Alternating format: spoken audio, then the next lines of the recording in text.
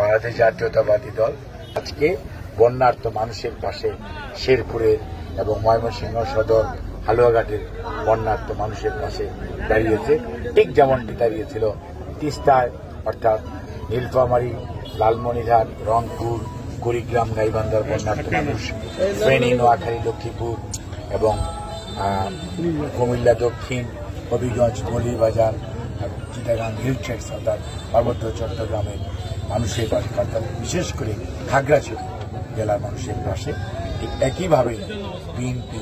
তার যে প্রাণ উদ্ধার, শুধুমাত্র বন্যার্ত মানুষকে উদ্ধার, শুকনো খাবার দেওয়া এটি নয়, কৃষি পুনর্বাসন, শিক্ষা উপকরণ বিতরণ, তারপরে যাদের ঘর ভেঙে গেছে তাদেরকে কিভাবে ঘর মেরামত করতে সাহায্য করা যায় এবং পরবর্তীতে এই মানুষগুলোকে কিভাবে তারা স্বাবলম্বী হয়, তারা যাতে পুনর্বাসিত হয়, সেই লক্ষ্যে আমাদের যে কার্যক্রম অব্যাহত আছে সেটিকেই উৎসাহ দেওয়ার জন্য, সরেজমিনে দেখার জন্য দলের সর্বোচ্চ নেতৃত্বের নির্দেশে রাবিবার আসাদ মোহাম্মদ টুকু ভাইয়ের নেতৃত্বে আমরা আজকে এসেছি। আমাদের ত্রাণ কার্যক্রম